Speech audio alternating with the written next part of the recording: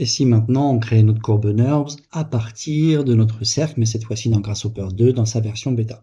Vous verrez qu'il y a parfois quelques changements, et même parfois des micro-changements. Alors, utilisons notre cercle, que l'on retrouve ici, dans l'onglet Curve, Circle, Radius. Dans Conic, on a plusieurs autres cercles, certains similaires à ceux de Grasshopper 1, d'autres tout nouveaux. On retrouve les mêmes inputs, plane et radius, et je vais sélectionner un slider. Cette fois-ci, le point fonctionne. Jusque-là, c'était la virgule. Mais là, le point 0 permet d'avoir une décimale. Parfait, c'est comme dans notre version de Grasshopper 1. Et donc, comme on a mon habitude, j'aime terminer par un élément qui identifie cette sous-partie. Je masque Visible, le cercle. Il apparaît en grisé. Vous verrez que selon les options, le comportement sur la visibilité d'un élément d'un component est légèrement différent. Le cercle devient le point de départ de ma suite. On va tout de suite gérer le split avec le composant shout qui est relié ici à circle. Donc nous, ce que l'on veut, c'est créer des points sur mon cercle qui vont ensuite me permettre de venir déplacer ces points, et ensuite en les sélectionnant un point sur deux, les points initiaux et ceux qui ont été déplacés, pour me permettre de créer une courbe NURBS entre tous ces éléments-là. Ce qui veut dire que je vais avoir besoin dans Curve de Divide by Count, c'est le second qui est ici.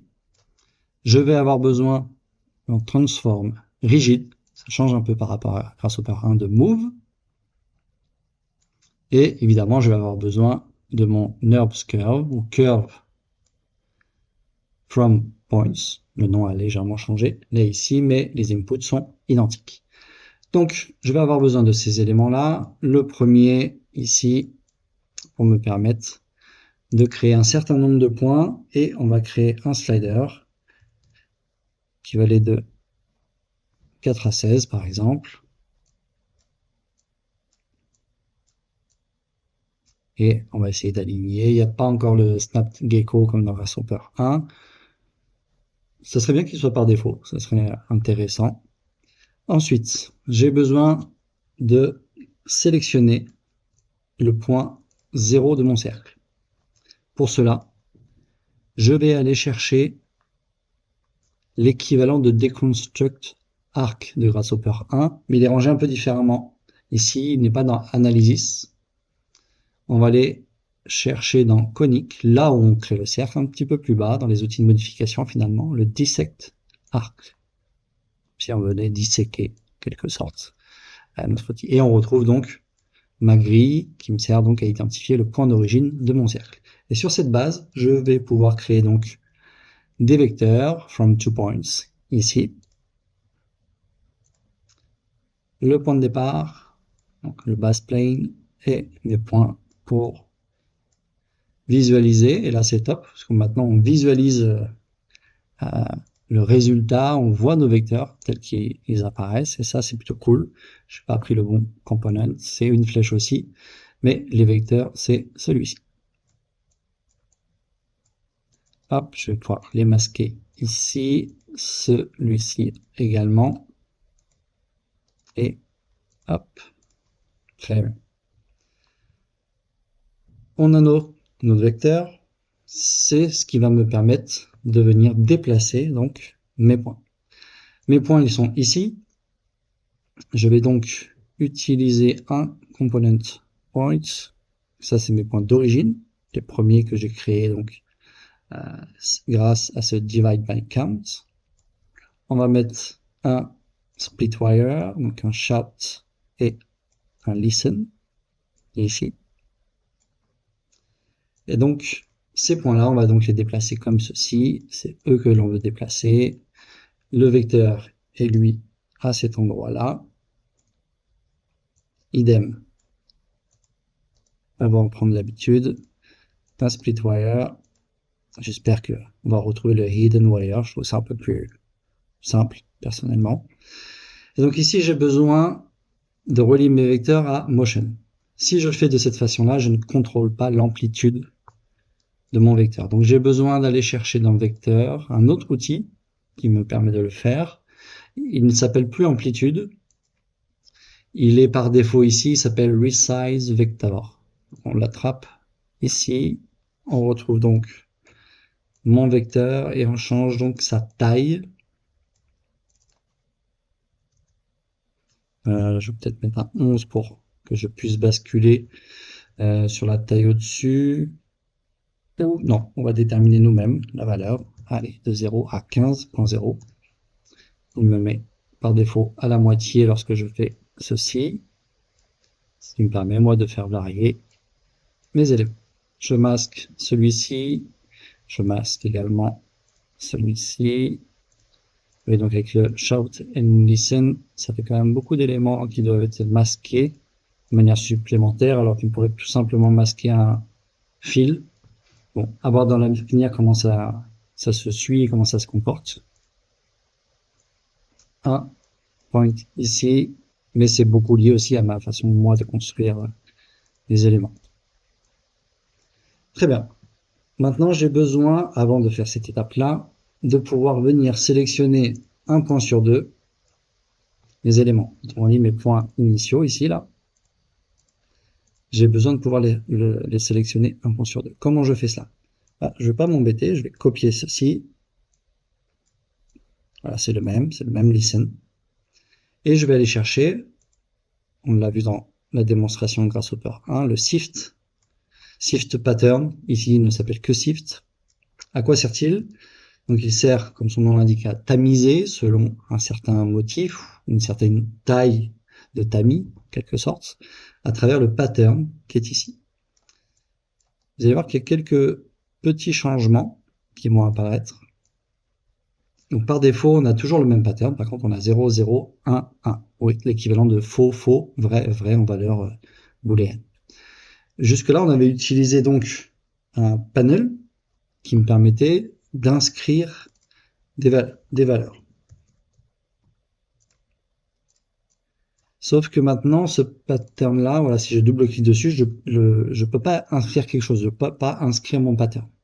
Ça se fait légèrement différemment maintenant, ce qui n'est pas plus mal, finalement, puisque cela impliquait jusque-là dans Grasshopper 1 de prendre un panel, de cliquer droit dessus, de cliquer sur Multiline Data, puis ensuite de taper les valeurs en faisant attention de ne pas faire entrer pour pas qu'il y ait plus de lignes que ce dont on a besoin. Ici, on va aller chercher un autre élément dans Input, toujours, c'est le Text Input. Et là, je vais pouvoir double-cliquer ici dans mes valeurs. Pas double-cliquer ici, mais de bien cliquer sur le point ici. Il faut s'habituer un petit peu à ça, et je vais pouvoir faire 0, 1, accepter. Et là, je retrouve donc les indices, comme si j'avais déjà du multiline data à cet endroit-là. Vous voyez? Et c'est ce text input qui va me permettre de créer donc mon pattern 0, 1. Et on l'a déjà dit dans Grasshopper 1, ce pattern, ce composant, duplique automatiquement le motif 0, 1, puis il reprend 0, 1, etc., etc. Ce n'est pas toujours vrai, nous l'avons dit, mais là, ça nous arrange très bien. Donc, j'ai mes points qui sont décalés, j'ai mon pattern qui définit le motif de répétition, j'ai besoin de l'identifier. Alors, si je le faisais comme ceci, je visualiserais effectivement que j'ai sélectionné un point sur deux.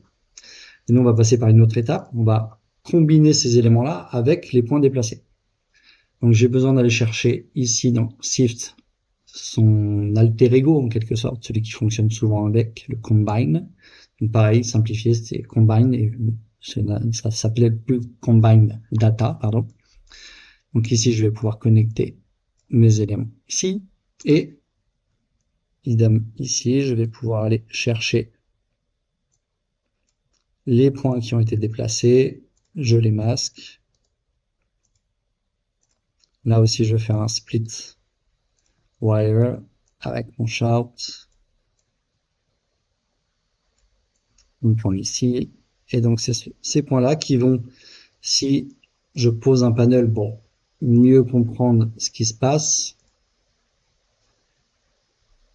Ici, donc, je vais aller récupérer mon panel qui est utile. Et si je me positionne comme ceci, vous voyez que j'ai bien les éléments sélectionnés 1 point sur 2. Ici, j'ai des valeurs nulles. Et le combine data va faire que en 0, on garde cet élément-là. Et en 1, là où c'est nul, là où il n'y a pas de valeur, il va utiliser les valeurs que moi je mets ici. Ce qui me permet de me retrouver donc sans élément vide. Et voilà, là où il y a de la place, il va prendre les points correspondants à l'indice correspondant. Donc ça, c'est un très bel outil qui me permet donc de créer des choses un petit peu plus complexes. Je masque les éléments dont j'ai pas besoin. Moi, j'ai juste besoin de garder ces points-là. On voit effectivement qu'on a changé les éléments 1 point sur 2. On a ici 10 points. Si je visualise avec 8, vous voyez un petit peu le résultat que cela peut donner. On va faire quelques groupes après. On verra que les groupes sont légèrement différents. Et donc là, on en a l'habitude. Je viens me reconnecter comme ceci. J'intègre cela à mon curve from point, un petit split wire, le chart que je positionne ici, et je n'oublie pas ici dans périodique de cliquer droit et de faire invert pour que maintenant la valeur booléenne en périodique soit sur vrai, donc ça veut dire que je veux une forme fermée en sortie. Et je peux masquer mes éléments. Vous voyez que selon l'endroit où on clique, on peut juste avoir des éléments qui sont masqués. Non, moi je veux masquer l'ensemble de mon composant, ce qui veut dire que je clique bien au milieu sur l'icône et je fais un clic droit sur Visible sur l'icône. Sinon, ça pourrait masquer que des inputs ou des outputs.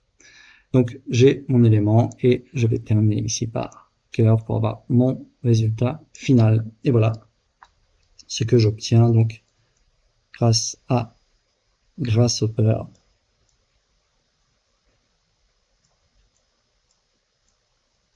Ici, je vais grouper les différents éléments. Vous voyez que le déplacement se fait à partir des bords cette fois-ci.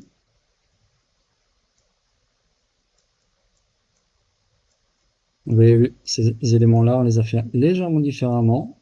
Ce qu'on va faire, c'est qu'on va les grouper, leur donner une couleur peut-être différente, mais les laisser proches, dans le sens où ils fonctionnent plus ou moins de façon similaire.